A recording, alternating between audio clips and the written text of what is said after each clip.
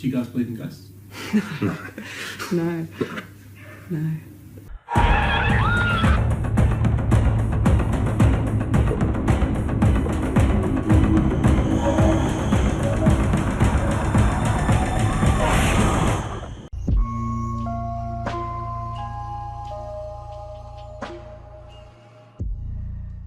2008 was a pretty mid-tier for horror movies. On one hand, you had movies like The Strangers and Cloverfield and Martyrs, and then on the other you had Mirrors.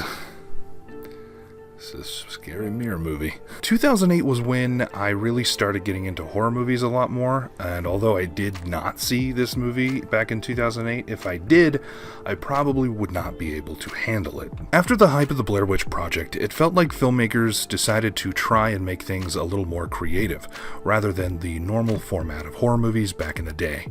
I mean, a year before this, in 2007, one of the most popular found footage film franchises would be created to breathe life into the found footage genre 8 years after the Blair Witch Project. And yeah, you could say that Paranormal Activity really didn't invent the found footage genre.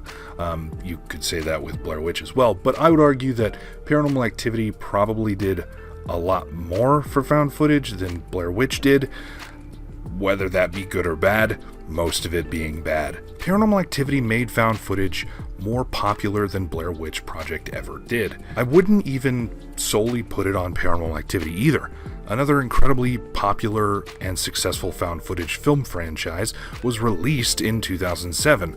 It would spawn sequels and a terrible United States remake. Don't watch Quarantine. Don't watch it. Watch Wreck instead. But in the midst of an ever-changing film industry, while found footage became such a popular film genre, it also suppressed a lot of really great and innovative films, including the film we are talking about in today's video. I say this with zero exaggeration. 2008's Lake Mungo might be the scariest film I've ever seen. I know that just a little bit ago we talked about how Skinamarink was probably the scariest film that I've ever seen. But hear me out. I know that when we talked about Skinamarink, I talked about how the film doesn't really give you a chance to breathe. It's very tense through most of its runtime. But in Lake Mungo, the tense scenes are more tense than Skinamarink at its scariest, in my opinion. Not to mention, the structure of the film is just vastly different. We can't really compare and contrast, only to compare how scary it might be. Lake Mungo will go down as the saddest, most terrifying horror movie that I've ever experienced. I will be spoiling Lake Mungo in its entirety, so please do yourself a favor and go and watch it. It's free on TUBI, and I'll put the link down in the description below. Please watch it before you continue with this video, because I will be spoiling the crap out of Lake Mungo, because it is just, more people need to talk about this movie. Without further wait, let's get into 2008's scariest forgotten horror film. I won't even say 2008. Let's get into the scariest forgotten horror film of all time.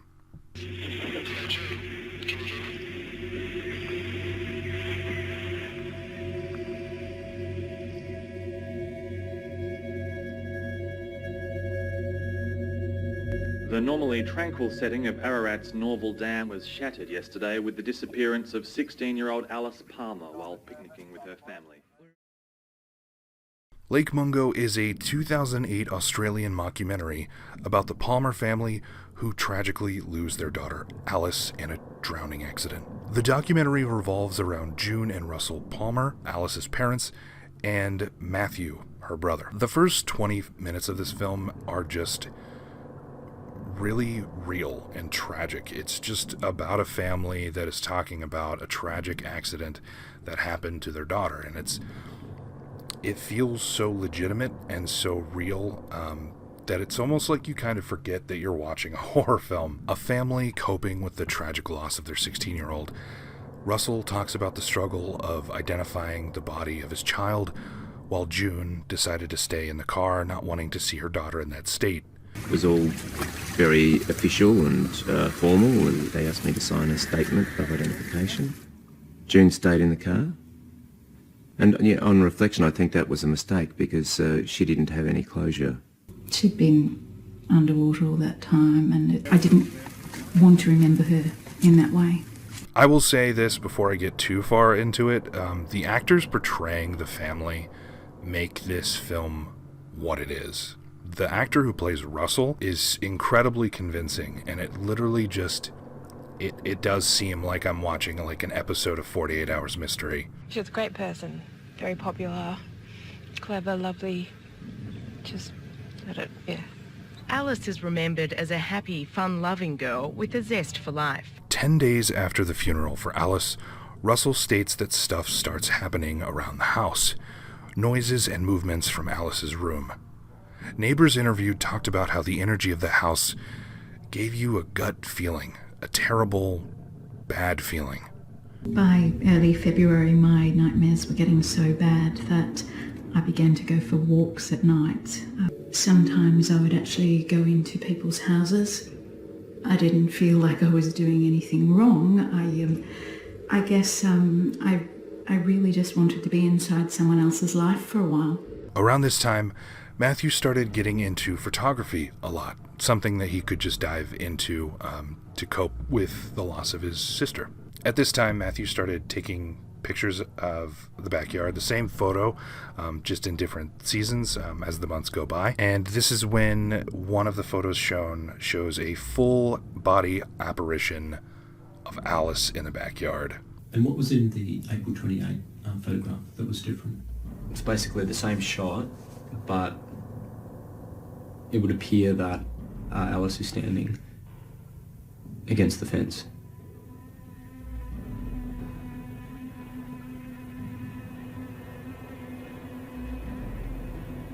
This is where one of the main focal points of the movie comes into play. A lot of the times when you see these ghost photos or videos that is throughout the movie, you get this very slow, very daunting, uneasy zoom that goes just way too close to the ghost apparition that is being shown on camera. And it's just unedited, quiet, maybe a little bit of suspenseful music in the background, but most of the time it is just you staring at this ghost. The documentary crew then interviews Bob Smeet, a man who monitors the water levels at the dam where Alice had drowned. He discovers one of his photos where you could see Alice in the distance, months after she had died. This makes June wary about the authenticity of the body found back in December, since June had not seen her for her own eyes that it was Alice, and even managed to convince Russell to get the body exhumed for DNA testing. They confirmed that it was Alice's body, that I realised how much that I'd invested in the possibility of it not being her. I can't tell you how much I wanted there to have been a terrible mistake, even if it had been mine. As the family continues to hear things at night, Matthew decides to put up a camera at night. And this is when one of the cruxes of the film starts to show: the ghost scenes.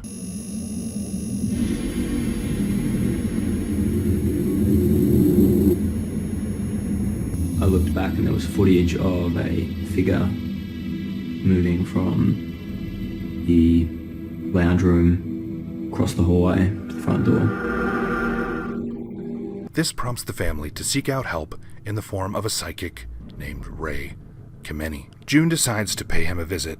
Recording their session, Ray tells the crew that he usually records the session to be safe rather than sorry. Ray decides to perform a seance in the house, and Matthew decides to film the act, catching another image of Alice in the background.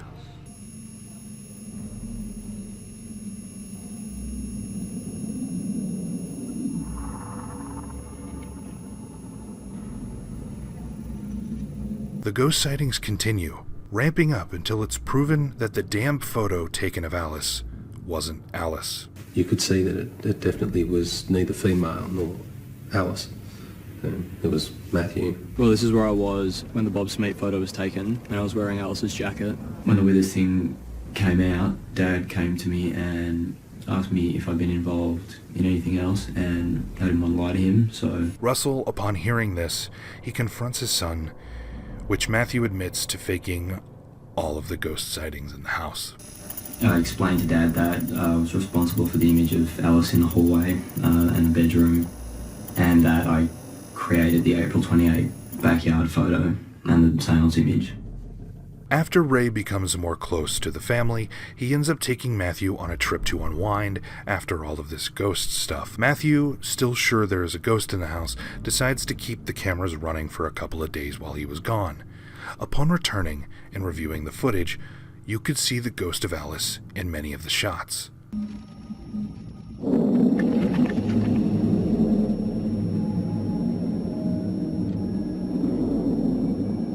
June decides to comb through all of the footage and find that during the very first video Matthew had faked, there was another figure hiding in the darkness in Alice's room. There was a second figure, not Matthew in the hallway, but someone else squatting in the dark in Alice's room. At first I thought it was Alice. Then I realised it was our neighbour, TUBI. This is when the film takes a pretty huge right turn from ghost nonsense to really heavy and sad. Like, that's how I can describe it. And fair warning, there is grooming involved in here and a lot of that. So just fair warning. June finds a safe in Alice's room, and in the safe is a videotape. The videotape is of the neighbor couple performing not so very nice things to a 16-year-old. It appears that while Alice was babysitting the neighbor's kids, she got caught up in a grooming scenario, and the couple decided to videotape it. The neighbor, thinking that after she had died, the family would find the videotape, decided to break into Alice's room to try to find it first.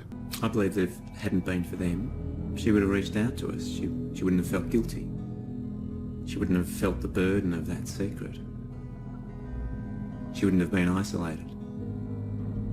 The Palmer family realizes a little before her death that Alice had talked to Ray, the psychic, and had a session recorded with Ray, talking about how she thought that she was going to die soon. Ray had recorded Alice talking about seeing herself dead in visions and nightmares. After this, the family is brought to a video by Alice's boyfriend of a school trip to Lake Mungo. And in the background of the video, you can see that while her friends are filming, Alice is burying something in the dirt, kind of by a tree. The Palmers travel to Lake Mungo, and they find the tree. And what they dig up is Alice's phone. And this is the scariest part of this movie. And I can't really put into words how this makes me feel. And I'm just going to fair warn you, this is a terrifying scene. I'm just going to let it play out. So if you want to skip a pretty scary scene, I'll put a timestamp.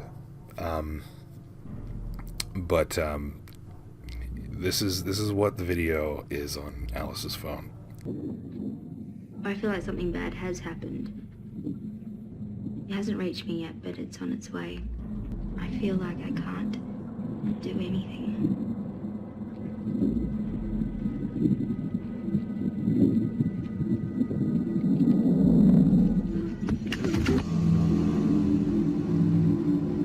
The footage on the phone shows her walking along the lake shore and encountering a ghostly, corpse-like doppelganger of herself, with a bloated and disfigured face, appearing just how her body would later be found, in the lake. The film ends with the family moving out of the house and coming to terms about everything Alice had piling up on her, ending on a good note of a family moving on from a horrible, tragic event. This is a heavy movie to sit through and kind of gives me the same emotional distress when I watched Heck for the first time.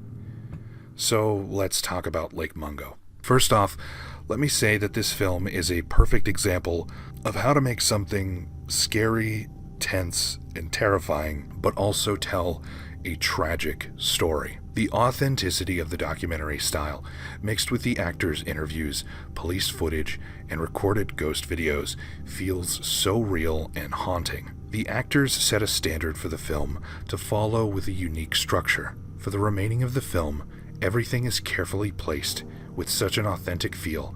It makes the ghost scenes that much more terrifying as a result. Structuring this as a real event and then being met with ghost footage that feels real and looks legit. I talk about this film typically for one reason, and that's the ending jump scare. The fact that after everything that happens with the neighbors, Alice is feeling depressed and isolated, feeling like her dreams and visions have sealed her fate, only to encounter the real embodiment of death. Her own dead self, confirming her future, and she catches it on film. There was an old YouTube video that I used to watch back in the day, like early YouTube video, from a different country's documentary talking about a man who had traveled to the future. The man had talked about how he went through underneath his kitchen sink and he was in the future and he met his future self. And if that wasn't just, hey, it's a cool story, he recorded it. And the footage seems so legitimate, it's almost terrifying. And this is what that reminds me of. There are so many things that we can't explain in this world, and that one time that we encounter something that we can't explain and we catch it on camera, that's just what it reminds me of. Something that's so out of the realm and insane, caught on camera, it gives me that vibe. That video that Alice took seems like something that would be in a 2008 YouTube horror video. And the title would be like, I met my dead self in the future. And it's just well done. You should know by now that I like to put myself in the shoes of the person in most horror films. That's how I grade how scary they are. Lake Mungo manages to keep authenticity so long and so quickly through the movie. Random and mundane things tend to scare me. This film is very much a piece about loss and moving on from tragedy. About a 16-year-old girl who was aware of way too much and couldn't tell anyone. The video that exposes the neighbor for what he did wouldn't have ever been noticed if it wasn't for Alice's ghosts on camera. Alice made sure they found out what happened, and I think that's really powerful for a horror movie to do. Lake Mungo is absolutely a hidden gem. It is a terrifying nightmare, and it is considered one of my favorite horror movies of all time. Thank you so much for watching. Hopefully this is something new that a lot of people don't or haven't seen before, because this film is great, and I love, that's kind of why I decided to do this channel. I wanted to like show things to people that maybe they haven't seen before or have heard. Thank you all for sticking through the craziness that was the last couple of months, or the last month I should say. A lot of things have been happening in my life, and I've kind of just been taking things one day at a time. So having a time to be able to make a video about something I'm very passionate about makes me extremely happy, and hopefully it translates well through video. Please remember that you are valued and you are loved as a human being. And if you're ever feeling isolated, please reach out and talk to somebody. And this world is a better place with you in it. So thank you so much for being here. And I hope that you have a beautiful and wonderful day. Bye-bye.